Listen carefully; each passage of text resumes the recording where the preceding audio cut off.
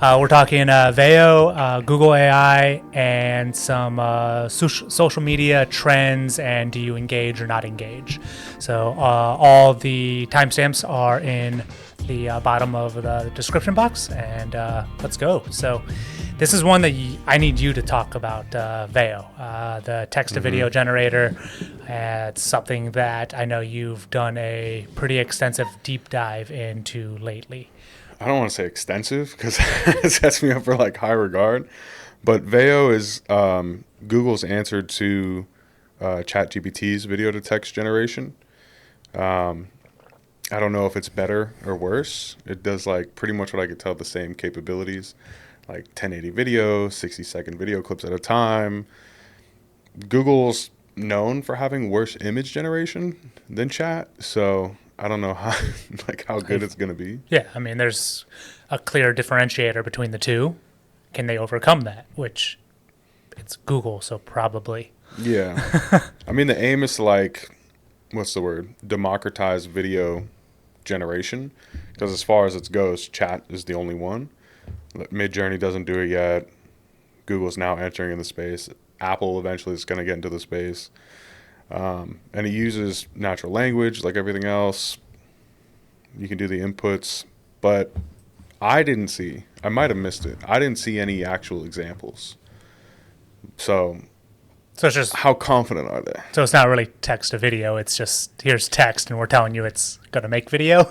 Yeah, basically. But they partnered up with collaborators like, is Donald Glover? Donald Glover. Yeah. So, I mean, is that a paid stunt or is that really like they're doing something with this? A hybrid of both. I mean, The guy is a well-regarded actor and writer, so I'm pretty sure he does some directing as well. So theoretically, he's probably getting paid, but gonna be utilizing it and being a part of the launch in a positive manner. Mm-hmm. See, I would like them to do something like Opus Clips. Like if Google/YouTube made a Opus Clips and made everything easier for creators, it would definitely flood and saturate the market space. But it would be a smart move on their part because they could, you don't use Opus too much personally, but in Opus you can make all of your YouTube shorts or Instagrams, whatever. But they also have an AI, it's text generation AI, but it's just recalling B-roll stock footage. Yeah. So it's not really creating something new. Yeah, it's just utilizing what's available to it. Yeah. And the case that I think Google could really pull their weight around is if they made something like Opus and used text to image generation AI footage. And that way you're getting something totally unique. It kind of separates you a little bit.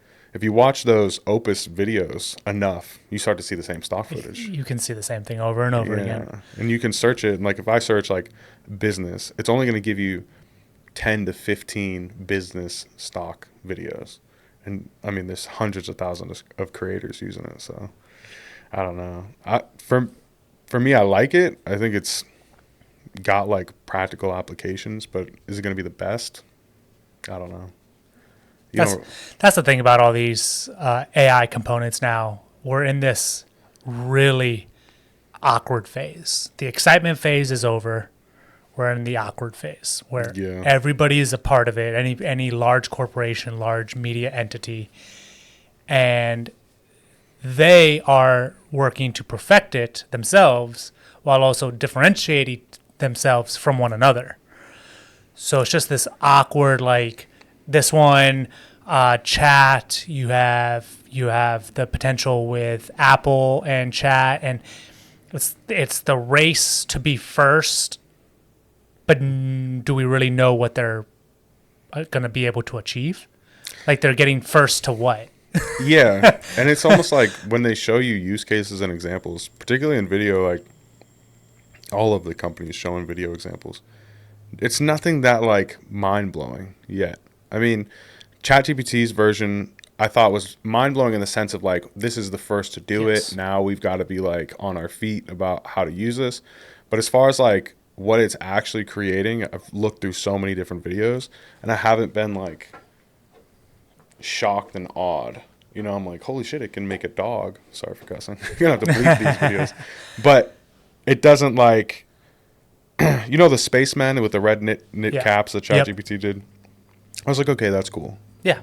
But like since then, I didn't see anything crazy.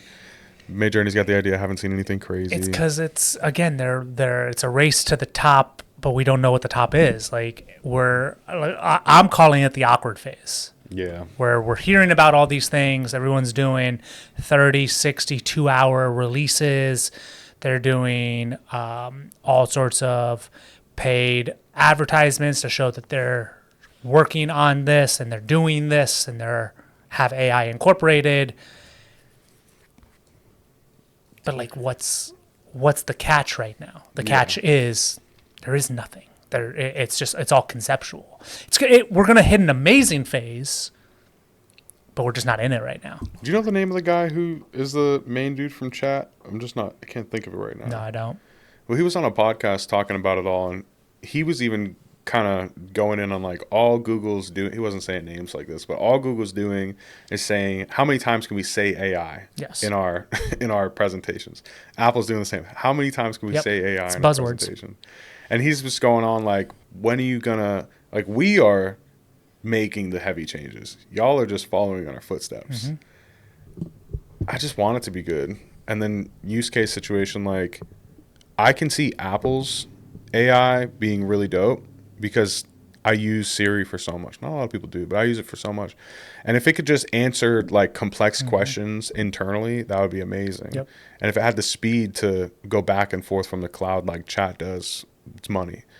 Like I want to be able to tell it, I use Notion calendar. I want to be able to tell it or ask it what's on my calendar for today. And when I put something on Notion, it doesn't go to my Apple calendar. So it's like you have nothing to do today. I'm like, no, I know that's not true. No, I'm busy. So with chat, hopefully it makes the integrations as well. And like I said, we talked earlier about it all, and I was saying that like Google's AI services are just specific use cases. This AI is going to work with Gmail, and you're going to do all these things within Gmail. This AI is going to work within YouTube, and you're going to do all these things in YouTube. But hopefully Apple doesn't fall in that footsteps. But chat's the only one that's like, this can do anything anywhere, except for the integrations.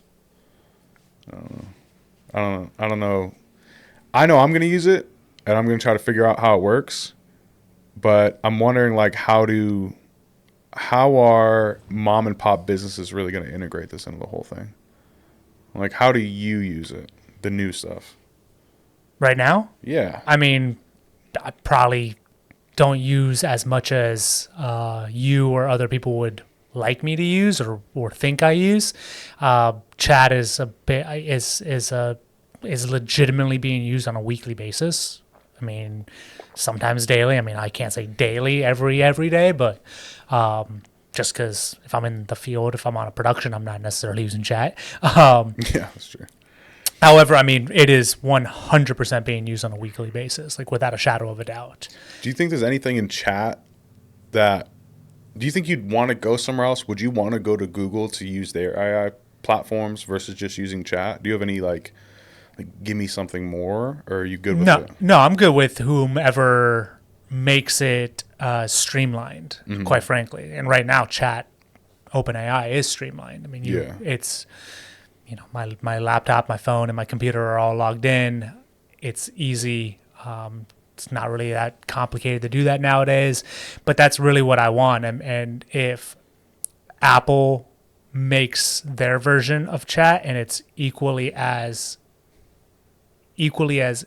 convenient to use, I'll use that. If Google is the better streamlined platform, I'll use that. I mean, we use Google for our emails, Apple phones. Right now, if you think about it, chat's actually the outlier, OpenAI. Yeah. Like in that situation, so if my phone and iPad and computer and all of our company's computers can all have an Apple version of chat and it be cross computer systems, that or devices, then that's going to kind of be a little bit of a no-brainer. If Google gets to it first and integrates it into Gmail, and you can have a tiny little pop-up window next to your emails to funnel information and go full screen on a second monitor, then that's the first to come out, then that could be the way to go for me personally. I'm going off of convenience across multiple, and then fill in the blank, whether that's platforms, whether that's devices. That's what I'm going for. And there's going to be a little asterisk where it could be Apple's, for example, and it could go across all the devices, but it's clunky to use. Yeah. Well, then I'm not going to use it. Yeah. So, I think, like, to your point, though, is that they're locking you into an ecosystem. Yep. Chat's your, like, gateway out right now. But, like, if Apple makes it, if Apple's is super intuitive and works really well, the user experience is great, but it only works on Apple products, which it will. Like, we all know that's going to be the case. Then you're going to get locked in. Yep. And Google's could be great too. Google's doing the same play. They're trying to lock you into their ecosystem. So, like, Google has AI-powered search. They have AI search within your photos. They have AI travel planners and things like that. But you only get access to that if you use a G Suite. Yeah. So that's their let's lock you in, guy. Let's take this road home. Honestly, if all three, Chat or OpenAI rather, so if OpenAI, Google, and Apple all have the same thing today, honestly, I probably would choose Google. Yeah, it just dawned on me that the video is like the least valuable part of this whole thing. Like it's only good for creators, but creators are like a minority amongst like the population of all the people who are in business and in life. So that Google AI doing all the things that it'll do, I could see you as a case study reference of like everyone wanting to use that. Yep. Yeah. If all three were operational today, I would choose Google just because of the suite, the calendar, the email. I just hate that, like, I know Google's the biggest advertiser. So, like, anything it does for me, I'm going to assume it's trying to advertise something to me, right? Where Chat doesn't advertise at all. Which I love. Yeah. Love. Please keep that up. Yeah. Like, imagine, that's why they're worth so much money. Imagine if every time you did, like, your 5th chat prompt, you had to watch an ad. You'd be like, get me out of this hellscape that I'm in right now. I'm going to tell you right now, if there's an ad for some reason, I'm out. Like, But Google's going to serve you ads, and you're already used to Google ads. If there's ads in my prompts, within seconds, you're going to see how fast I go back to OpenAI. Okay, so here's the example. Google's new AI feature, this is one of the big things that they broadcasted about, is that it's going to do travel planning. Okay. So, I'm going to Miami, and I need plans for a 3-day trip. It needs to include... This is like my prompt. It needs to include, we want to do breakfasts and dinners. In the middle of the day, we want to go to a beach or a museum or something fun. Whatever else. We don't drink. We don't do hookah. Make my travel plans. This, to me, what I'm worried about is that whatever those travel plans are, like, you're going to this place for dinner. That just happens to be the top paid advertisement place to go to. You're going to this museum. That just happens to be the top paid. And they're not going to disclose that, but they're going to be sneaky about it and get you into those places. And I'm just like, at what point is my trip going to look exactly the same as your trip based off of ad dollars? So they're going to and you're not going to necessarily know that. It's not you putting in a prompt and then getting an advertisement, which would suck. They're too smart for that. So they're just going to get you in places based off of that. You're almost going to have to do that and then say, do it again, give me a whole new set of places. Just automatically not choose the first option. Yeah. But that just sucks that you have to go that route. Because you're right. I mean, everything's paid on Google. I mean, everything. Like, how many times do you go to the second or third page on Google results? It's like almost never. At least I don't. No. Like, I'm first 3 links. I do know a lot about like how it works and what the advertisements are geared towards, but like first 3 links. Yeah. So, yeah. And then the other thing, so based off of that, before I move it on, would you use the Google Plan TripAdvisor, the AI? Knowing that that's a possibility.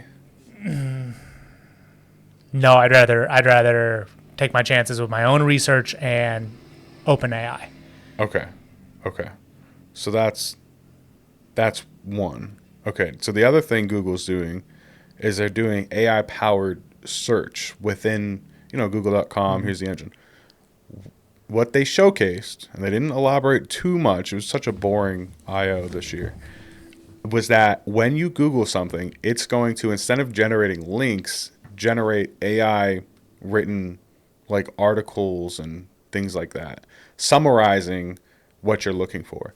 So if you type in like, I'm looking for a video production company in Tampa Bay, it's going to summarize like there's this many, there's these names, but you're not going to get links. There's no first, second, third page anymore. It'll just be whatever the AI gives you, and you get a first page. They're saying like, oh, this is going to be way more tailored to you. It's going to be exactly what you want. But it's probably just going to be whoever's paying the most for advertising. If you're basing it off of their track record, then yes. Are you going to use that? No, I don't want to. But you will, right? I might. I don't want to though. Like, I will. I'm quick to get out if I find out I'm being targeted. Yeah, the paid targeting. Quite frankly. Yeah. Like as much as I would like it to be Google, if it is the same thing where you can pay to play, and the top 3 are always funneled, I'm out. Like seriously, I'll just stick with OpenAI. I'd give Apple a chance, pending that's also not a thing with them.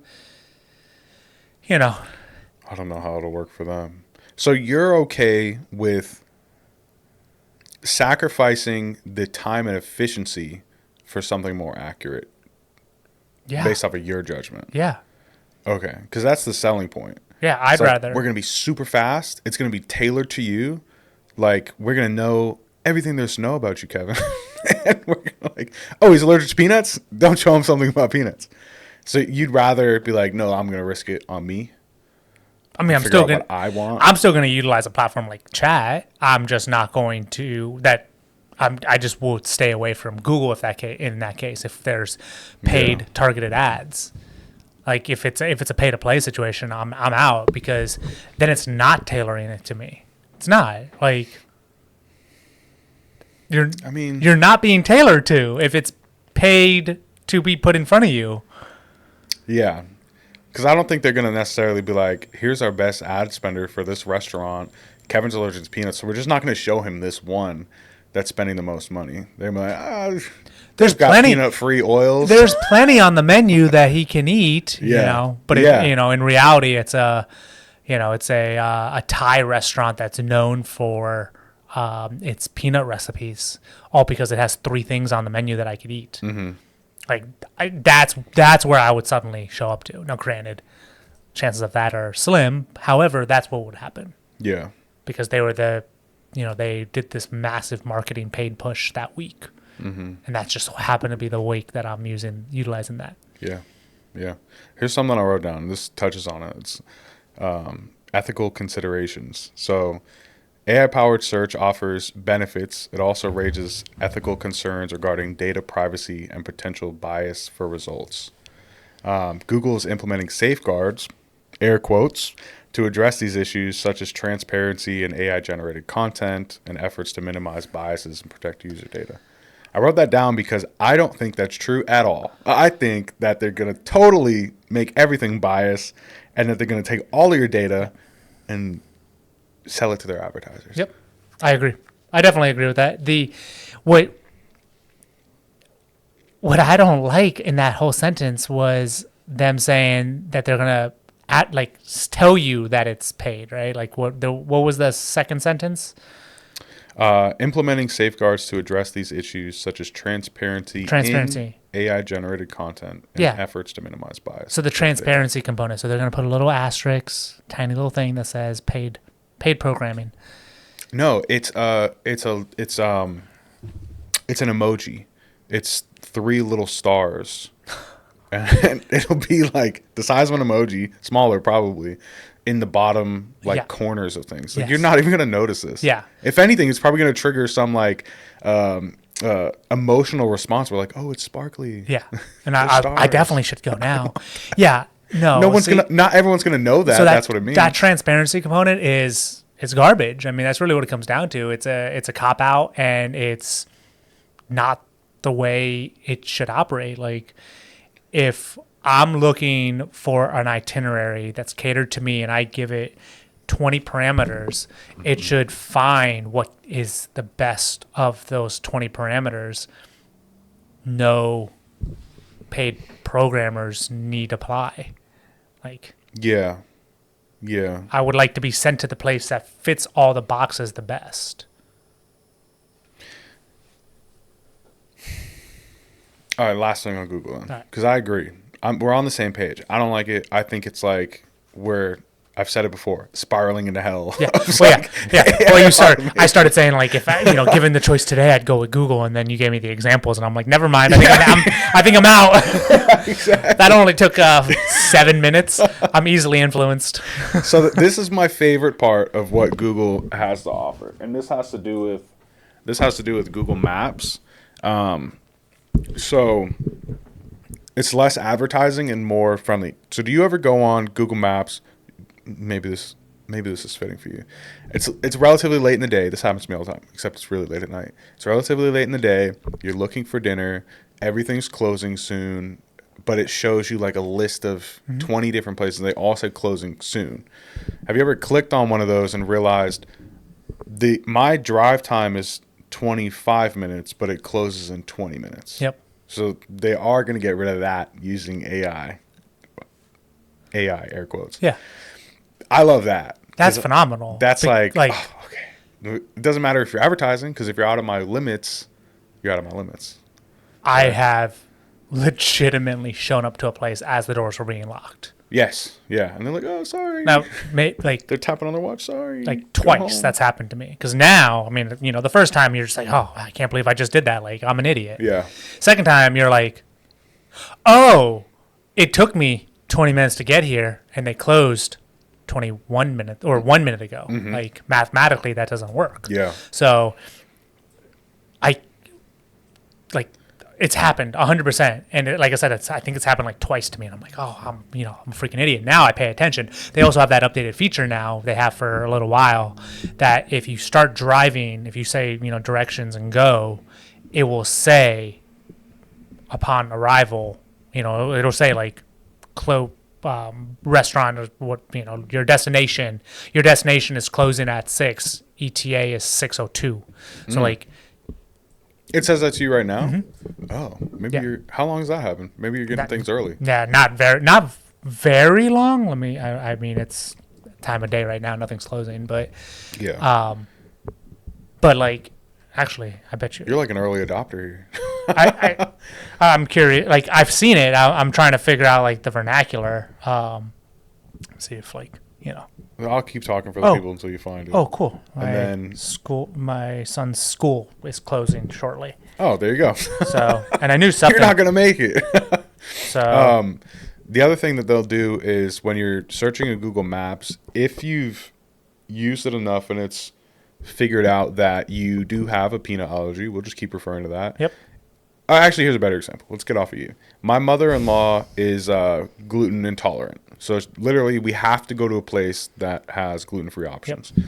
So in this case, if she mapped it, knowing her and her data, then whatever restaurant she mapped would only pull up things that have gluten-free alternatives there. Interesting. So that's very helpful use case.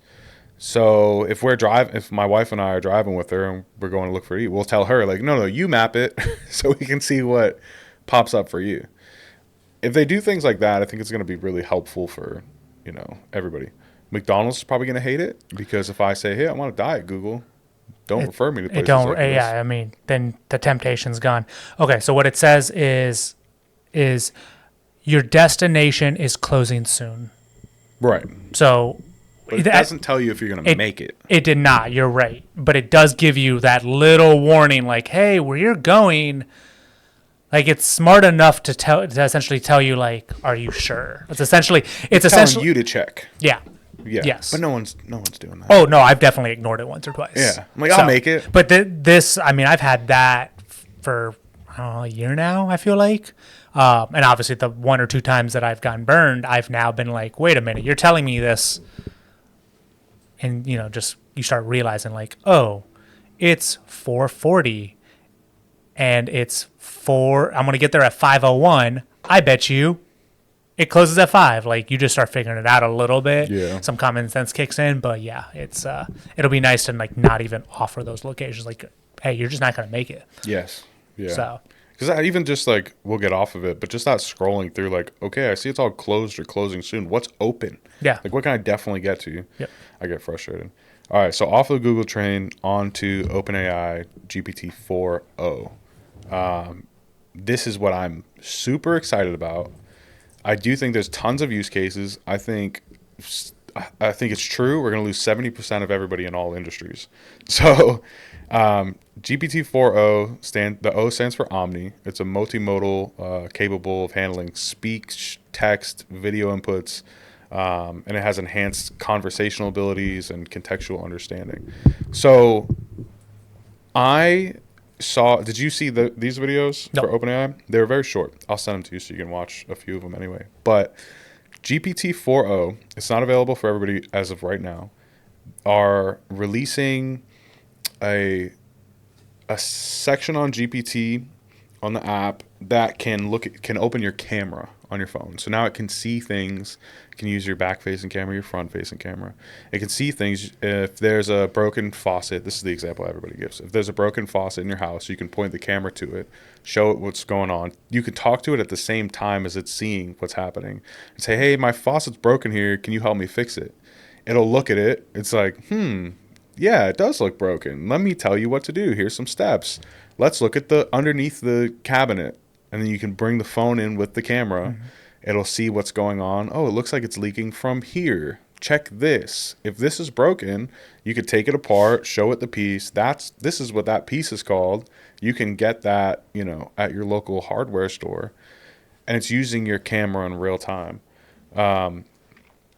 It can look at you and like tell you how you're feeling based off of what facial expressions you have. It can, if you looked at you and it's like, oh, he's wearing a Rays hat. You look like you're a Devil Rays fan. There's actually games going on, next week or something along those lines. And that's, I think it's cool. I don't know what my use case is for that. I'm more interested in what it can do when it looks at your computer screen. So before we go on a computer screen, how do you think, like, their example was, here's how you could use it with your children. How do you think you could use it in your life? Like, are there any times where you're like, damn, I wish I could, like, point at my son's homework and, like, it reads it and tells me what to do? No, because currently I can do his homework. Sure. Are you smarter than a fifth grader? Thank God he's in first grade, so I'm not there yet. Our fifth or sixth grade, we might be in some trouble. Fixing a few things around the house would be very useful. I mean, there's definitely times where I have for sure gotten frustrated, like fixing the handle to the pool cage, and the old one didn't align to the new one, and like, do I go up or down? And you make the wrong decision, and then you're doubling the work. Yeah. Actually, semi-accurate example there from a few weeks ago. Just built my wife a greenhouse, and there were a few steps that were not explained very well in the little paper pamphlet. Yeah, and the Chinese that you have to decode. Yeah, to English translation was I'm excited for them to use chat to properly translate, because they're not even going to use it. They're just going to send you a picture. Use your phone. Yeah. Scan this QR code, and then it reads it all out. See, that's the kind of stuff that like I could get on board with. Is like some home projects, fixing some things. Like, can you imagine if it's all turned into a QR code and they just send you a single piece of paper and you scan it, and the 10, 15, 20 steps are on your phone, read to you, or in like a video format of some sort. Yeah. That I can get on board with. That is phenomenal. Especially when like you're frustrated, like as soon as you get to that level of frustration where you're just like, I just need help. Like you acknowledge the need for some sort of assistance. Mm-hmm. That's when it would be phenomenal. And that's when I can get on board with something like that. You know? So, and I think a lot of people will get saved in really unique situations, being like, oh, I got a flat tire and I just couldn't get one of the lug nuts off. It just wouldn't come off. And some people know how to utilize leverage and some people don't, right? But chat could be like, hey, find something in your car that is a longer rod and add it to it and step on it for added leverage to get the lug nut off, right? Like, you know. Yeah. And like, their examples were so simple because you brought up cars and I immediately started thinking about if my engine is making a weird noise, like it can hear, it can hear things, and it can, if there's a tick, it'll hear that, and you could point it at the engine. And like add some description on, like, I'm hearing the tick when I go above 20 miles an hour. Yeah, but it's so complex when you open up a hood of a truck and you look inside of it and you're like, I have to get to this gasket. That requires pulling out 4 different things. Yep. Is it going to know that? Like they're showing, and examples OpenAI showed, it was like solving complex math, but that's all over the internet. Yeah. But like taking off 5 pieces to get to your gaskets and your engine, like how's it going to figure that out? Yep. It'll make the lazy people lazier, but also help the ones that just don't know how to do something but are willing to learn, and they only grow because of it. So yeah, I mean, I can see some practical home use cases, day-to-day life cases from seeing the camera. Like, yeah, for sure. Okay, so it can also have detailed conversations with you. It can tell stories. It can tell child, like, bedtime stories, and it can use different voices now on its own. So you can tell it, like, use a robotic voice. It'll say, I am GPT, whatever. You could say, talk like you're a dragon, and it'll roar or do stuff like that. They showed an example of telling like a cute bedtime story at OpenAI's videos. Could you see yourself turning it on and telling it to read your kids a bedtime story? Never. Ever. Never once would I do that. Like, no chance. Is such a bad example. It's a terrible example. Right? The unfortunate reality, like I feel bad for people, kids, whatever, and sad that people are going to lean into OpenAI almost too much. That being the example, right? Yeah. My wife and I, we read to our kids every night. We've literally read a book to our kids every night since our son was 2 months old, 3 months old. Oh, wow. You can't even understand you at that age. Every night. Wow. Point blank. No, we do not skip. Yeah. Even if we have a really, really long day, we're dead exhausted, we still read. If we go out to the beach for 8 hours and the kids are like barely awake by the end of the day, they still want to read a book.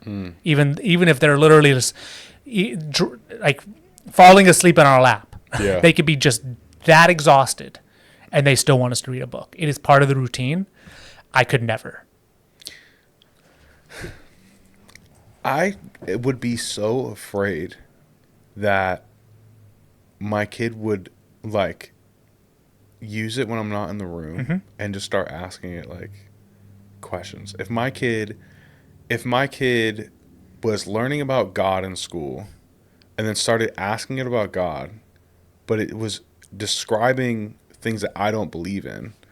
Okay, so like I go by Islam, but if it started describing like Judaism and all of that, and then all of a sudden my son's like, oh, Jesus isn't real.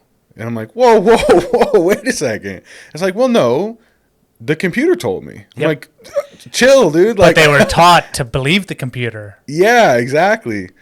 And then like the computer, he can go back. He could like let's say I have a kid. I don't have a kid, but let's say I have a kid and he's like a smart ass. He's like, actually, let's pull it up right now. Chat, tell me about this. Tell me how my dad's wrong. Can you imagine that world too? And you can't. You know, it's like getting in an argument with someone where they definitely have more information than you, and you're like, oh, I can't even. Yeah. I know I don't like this, but I can't argue with Look, I'm gonna be in it sooner than you are. Yeah. I'll relay how crappy this is. All right, we're not there yet, but I mean, like, my kids, they talk to Alexa, and they ask it to play certain music and turn the lights on and off in their rooms, and we got the color bulbs for them, so they can change, you know, the bulb colors. Think about stuff like that. And add music to it, and you know, it's relatively simple things that they're talking to Alexa about. Like not even relatively, it is simple things that they're talking to Alexa about. And obviously, Alexa is not AI, so it has very, very definitive limitations. Yeah. But like, when I was my son and daughter's age, we didn't have that at all. We had no. So like, just seeing them do this, even my mom said, she was like, it's just weird at times, because she's like, I see your son and I think of you at that exact age, and like it, you know. Does she think he's more advanced than you at that age, or does she just think it's weird? A little of both, in the sense that like Connor knows how to fully and utterly operate an iPad. Yeah. Like, can click around like nothing. Yeah. She's like, you could barely turn the volume up. But like, yeah. But like, when I was that age, like, I knew how to operate the TV and the remote. So like, yeah. It's, you good over there? I'm just dropping everything. Yeah, you're get comfortable again. If only you had one of these chairs. Yeah. Don't tell them about this. So like, yes and no, or yes and in a different way. How about that? So like, because I knew how, you know, my parents thought at 6, 7 years old, it was weird that I knew how to operate a TV and a remote, because when they were kids, that wasn't a thing. Yeah. So like, it's just different generational benchmarks, but just being aware of it. And I mean, my son has no idea what chat is right now. Gonna keep that going for a little while. As long as you can. There's no reason for him to understand what that is. Like, there's age-specific benchmarks, right? And yes, 100% he's going to be utilizing chat and OpenAI and just AI in general in his lifetime, for sure. When? We don't know. It's not today, though. I'm going to tell you that right now. It's the age-old question, like, when do you get your kid a phone? It's 6. No, not in our house. You know?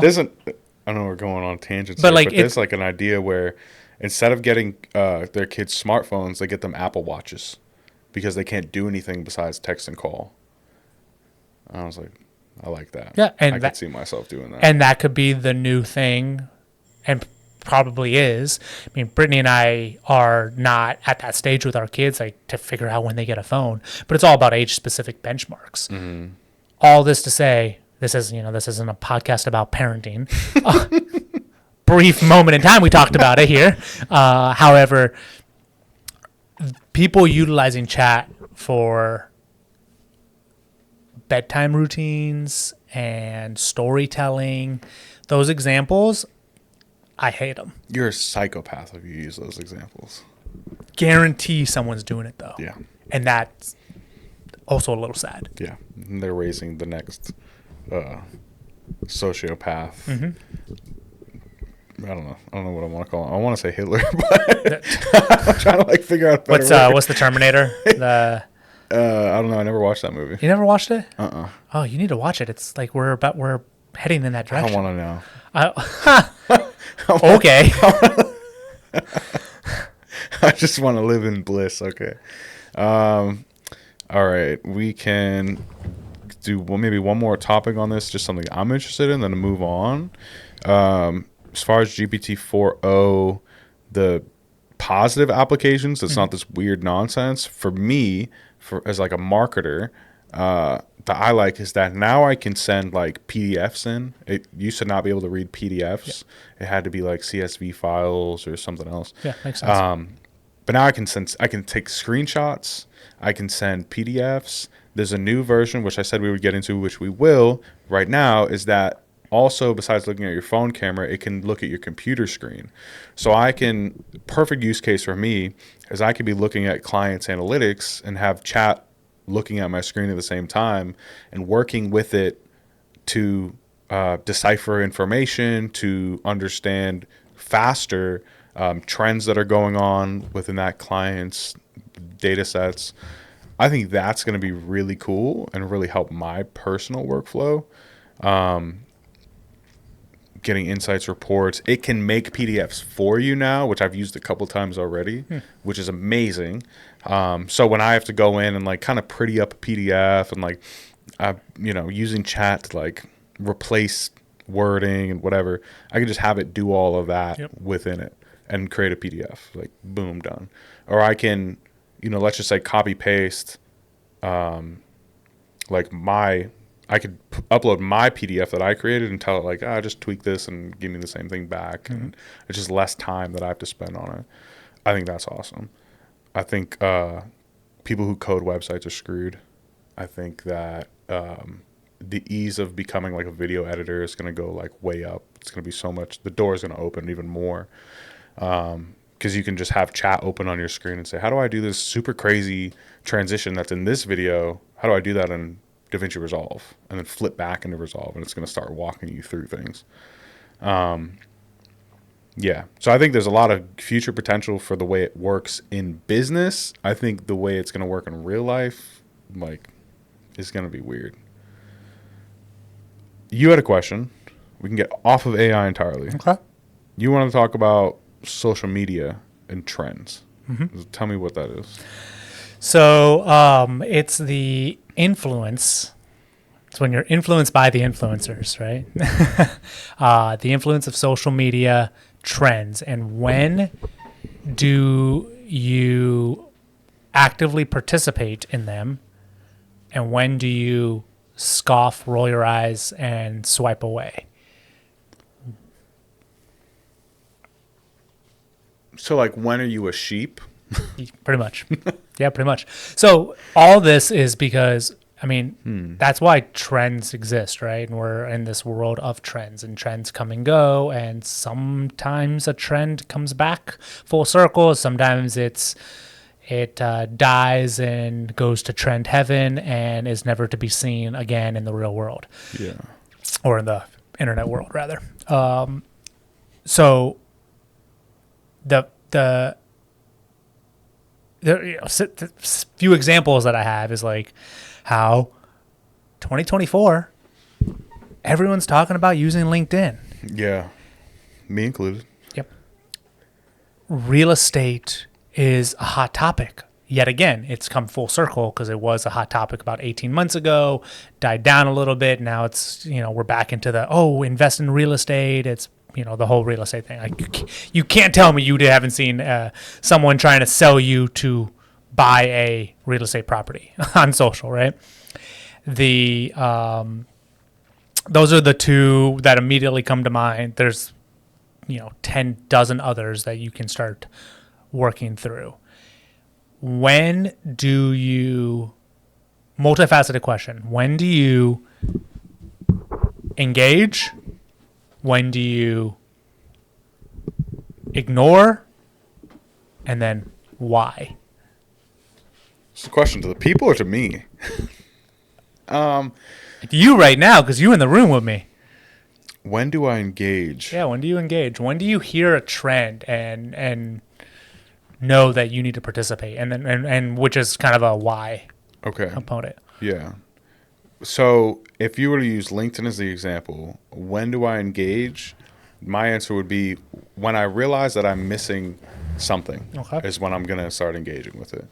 So before LinkedIn became a hot topic, I was already kind of stuck in this place of like, what's next? And I was looking for all the different social media apps that could work to benefit me, the business, whatever. So I would try like one was called like Fanbase. There was like a replacement for Instagram and all all this new stuff. But nothing was working. Everything was like, you'd go on it, they'd promise you all this traction. There was zero traction. There was no ability to get discovered. The discoverability was like trash. And then when everyone started talking about LinkedIn, I was like, okay, this is something I'm familiar with. Like, I've always known about it. Probably everyone has a LinkedIn if they haven't even used it for the past 5, 6, 7 years. I was like, okay, I understand this. When I got on it, when I was like sick of searching for things, and was like, okay, let me hop on this and see what's going on. When would I not use it? What was the second part of the question? When do you ignore a trend? When do I ignore it? And why? Like, okay, I got a great answer. I've been deciding to ignore a lot of people advertising things to me, whether they're influencers or whatever, because I've started to realize I follow a lot of marketing users on Instagram, who marketing tips, marketing gurus. Here's all the things you should know. And I started to notice, or at least get a feeling, that they're telling me what to do and things that aren't going to work, that are just trendy to say, because they want me to get worse, wonder why it's getting worse, keep searching for more of these marketing gurus. And then while they know the truth of how to get big, or let's say that, okay, that they know that they have to spend money to be big, and they're going to tell me all these ways to do it organically. But the truth is you got to spend $1,000 a month to be big. I've started to realize that and be like, oh, okay, I'm off this trend. Like, you're lying to me right now. You're posturing. You're spending a boatload of money, and you're telling me all the stuff that you think is true that you have no factual data on. That's what I'm out. Why are you smiling? Because you could not have hit that more on the head. Like, I'm so 100% with you on that. Yeah. And it's really entertaining because,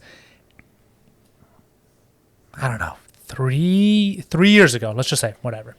3 years ago, I was told by two people that we should, or I should, TSM should, whatever the case may be, we should make a video course. And yeah, because I was trending at the time. Yep. And I put I just kind of was like, all right, sure, but it wasn't really a yes. It was kind of a let me think on it. I will consider this. I don't really initially like it, but I'll consider it. Fast forward a few days later, a week later, it gets brought up again. And I'm like, no, I'm not doing it. Yeah. And both of those individuals, well, so the one individual at the time, and then funny enough, it was brought up months later by a second individual, which then I just wholeheartedly doubled down and said no. I was like, no, I'm not doing it. It's doing those things are meant for those who can't succeed without getting the appearance of succeeding, if that makes sense. So by having the course, you appear to succeed, you get paid to appear to succeed, and you teach them just enough to make them hungry for the next thing and for the next course. And that's not the case for everybody. It's not. There are plenty of influencers, plenty of educators that are really good cinematographer teachers and director teachers. And I mean, master classes around for a reason. I mean, those classes are some of the best classes you can buy by some of the best individuals, right? Masters at the craft. Yeah. But it's few and far between. What up, pup? But man, I gotta tell you, social media feeds are just flooded with these masters. And I mean, I'm quick to be out as soon as they're like, oh, you need to do this for your sales. Yeah. And I'm like, no. Yeah, because it's what your sales are so much more unique than their general yes opinion about it all. they're saying, oh, when you do sales, you need to make sure you say this. And if you say this, your conversion rate is going to skyrocket. You have to be able to look at those, and maybe there is an ounce of information to be seen. But you have to be able to look past the initial curtain and look past what they're saying and go, this one sentence, there's something here. These other 9 sentences are all garbage, and they're selling you about selling, or they're marketing to you about marketing, or they're saying that they can make you a better cinematographer when in reality they're not actually helping you. I saw a reel yesterday, which is what prompted me to put this on our talking point. Okay. The reel was someone openly saying, I don't gatekeep. And I'm going to show you how I got this beautiful shot. For $9.99. Put the shot on screen. And then all of a sudden was like, this was my camera. These were my settings. Oh, that's all BS. Yeah. And I was like, you showed me nothing. No, that means nothing. And I legitimately laughed, and it was someone that had made some pretty images in the past, and it actually prompted me to go into his profile and look at what his last 10, 15 posts were, and they were all like that and all garbagey and I was like, unfollow, I'm out. Yeah. I legit unfollowed someone that I had followed, and it's no one in this area. No one. It's some no, seriously, some cinematographer that I probably found from some hashtag search. Yeah.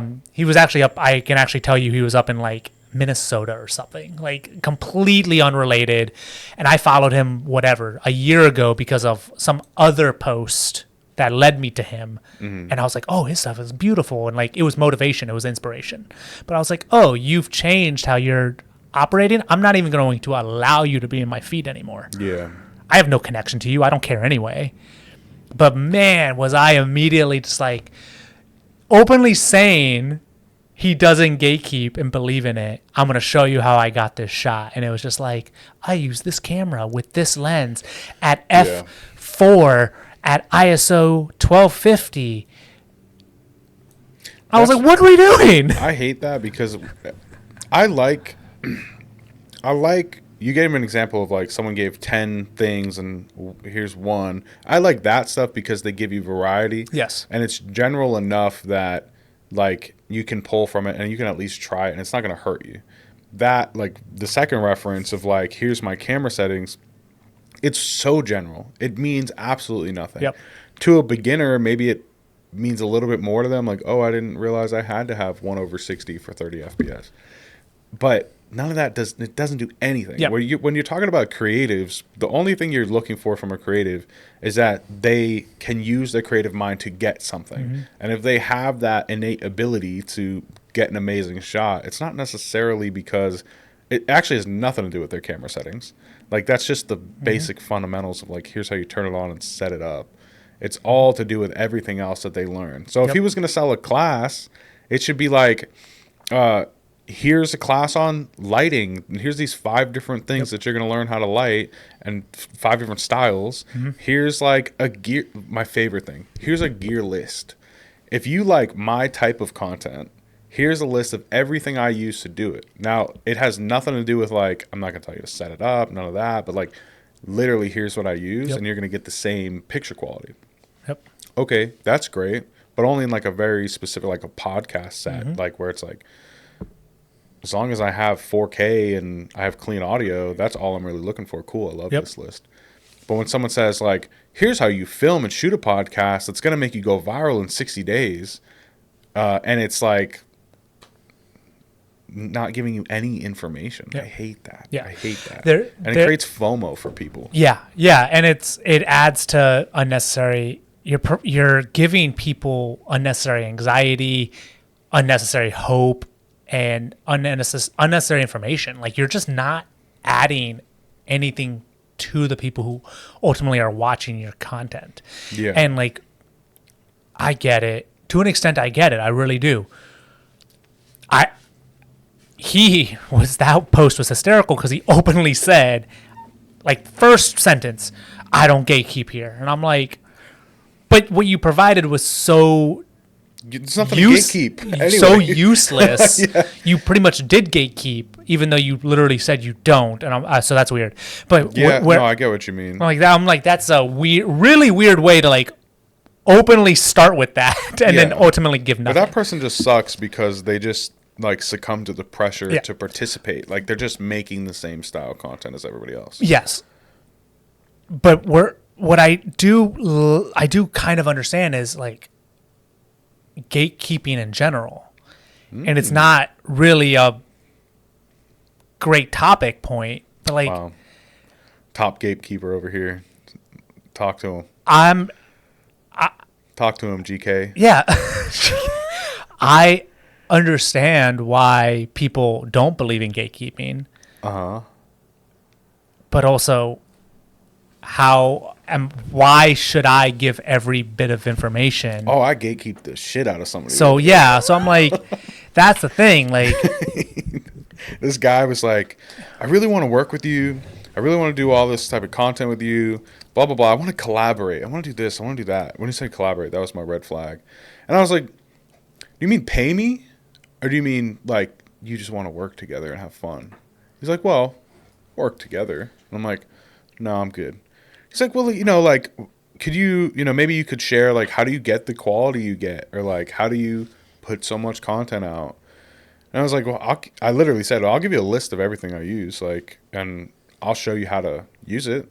He's like, oh, that's great. Yeah, send that to me. I was like, no, you got to sign a contract and pay me for that. And he's like, oh, how much? I was like, well, the list is going to cost you about 10 grand. For me to do it, that'll be like, let's just say 8. He's like, oh, no. He's like, I got a list that's like $1,000 of stuff. Send it to me. I was like, mine's better than whatever you're going to send me. So just send it to me. It was for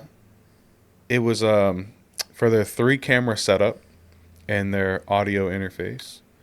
It was 3 webcams and shotgun mics that somehow attached to the webcams. And I was like, oh, I did that 7 years ago. It's like, it doesn't work. And I'm like, no, we're not going to collaborate. And I was like, I felt so empowered to gatekeep in that situation. I was like, oh, I'm going to gatekeep everybody now.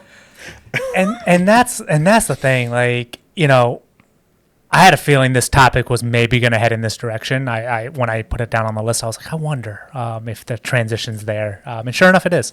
That's what they're all doing anyway. But that's the thing. And you have to either be able to see the one nugget of information in 10 posts or just don't follow those people and get a mentor, intern, pay to play. You may need to pay to be on to work with someone. Like he had the opportunity to, maybe he wasn't going to spend $18K with you, the 10 and the 8. Yeah. But maybe there could have been a $4,000 deal of some capacity to learn something and get a third of the knowledge. Or half the knowledge. Maybe he could have even made a deal, XYZ, and get one heck of a bounce, starting off point, right? But like, it goes back to like you wanting me to have a camera for the I still want that. For the sales calls. Not talking me out of that at all. I'm well aware I'm not talking you out of it. I'm just going to be strategic on what I allowed to be recorded. Well, and I think it's you record, unless you're gatekeeping for me, that's a whole different thing. No. But I think it's you record everything, but you cut out like the major stuff and you just give people in that reference is what I want people to hear is tone, understanding what you want out of a situation, understanding what a client wants out of a situation. But what I don't want to give away is because I understand there's a lot of value to a business, is that like what is your follow up? Because that's everything. Yep. What is your closing? Because your first call is your first call. Yeah, it's a discovery call. Yeah, I mean, I had one right before this. That's what I want to show. While you were setting up, you heard the discovery call that I was having with a potential client. I mean, nothing's signed right now. There's no exclusivity. There's no anything. And I mean, yeah, those are. What's really kind of funny is that probably would have been a really good one to record. Yeah, probably. And then do follow-ups on like what I heard and how I heard it and how I interpreted it. Yeah. You know, like that's kind of the stuff that like I will lightly into the moderately talk about category, right? Mm-hmm. I will not transition to the heavy, right? So light, moderate, heavy talk. Yeah. I'll definitely lightly talk about it. I'll moderately answer some questions, but I don't think I'm going to go into like the heavy nuances because these are things that I've learned throughout the years. And well, we're ultimately describing the same thing we just said we don't like. Yeah. But that's ultimately why I said I understand why people do gatekeep. And I just think it's this new trend of no gatekeeping here, no gatekeeping there. Well, we shouldn't like, that's kind of the new thing that you're starting to see on social. And I see it and I'm like, but we're all gatekeeping. Yeah. So like, some people are upset about gatekeepers because they're not succeeding. And some people are upset with gatekeepers because they don't understand how to get the information. And I'm like, biased opinion, but I think I'm one of the most helpful people that you could Big talk. collaborate with as long as you show me the respect of my time and also show me, don't tell me, but show me that I should devote some of my time and knowledge to you. Yeah. You know, we have interns, we have people who work for us, freelancers. I mean, I will answer questions left and right and take extra time out of my day to show you something. But the second you don't value my time or don't respect the knowledge that I'm giving you, respect is what I was going to say. Yeah. I'm out. Like, see you later, deuces, peace out, and you won't get another ounce of knowledge out of me. Mm-hmm. You know, that's I hold our interns at high regard for that because I will tell them flat out to start the internship, like, yeah, you have a minimum for school, but the minimum for school hours wise is not the minimum for us. Yeah. And you're gonna go over the minimum for school. And if that's a problem, tell me now. Because I want more of your time. They are getting compensated. They're getting plenty of things out of this. Thank you for saying that. Yes. I was like, these schools are going to be like, what? No. What do you mean? No, they're getting compensated and they're getting some of the most hands-on knowledge possible in our industry. Mm-hmm. You know, I mean, heck, our podcast setup is in our lobby. We don't have a traditional lobby. I tell the interns all the time, like, you're never going to be pushing paper around. You're never going to be answering a phone call and just being like, oh, please hold for line 1. Yeah. You know? So it's like, I'll provide the information, but you just have to show me that you deserve my added attention because it's taking time away from me doing my things. Yeah. Well, I mean, the truth of the matter is like, and we have like minutes to wrap this up. Nice. The truth of the matter is that when people are all doing these things on Instagram and they're selling you on here's my info, whatever, it's a funnel, and that it's just a way for them to get you to go further into it and spend money with them. I look for transparency. You need to tell me like very quickly that you're selling something. Like, I want to see it in your bio. Like, I want to know as soon as I hit your page on Instagram that you're selling something, and then I can like level it out with myself. Okay, I'm in for this. Like, maybe I will buy it, whatever. Like, you doing these videos that I want you to do, it's not to like sell a course, but it's for people to understand that like this guy closes deal. This guy knows what he's talking about, whatever. Now, if I want to reach out to you to learn this sort of stuff, it puts you in a higher regard. And ultimately, you do have to set the boundary of like, if you want to do this, you have to pay for it. Just like this guy who called me, he's like, oh, I see all this cool shit you're doing. Let me ask you how to do it. No, if you want it, you got to pay for it. Yep. You could pay for it by take me out to dinner, like on my time, not on your time. Yep. Or, you know, you could pay for it by coming in and helping me do stuff. Like, that's how the interns get it done. Yeah. I don't know where I was going. No, I think that wrapped it up nicely, and I agree.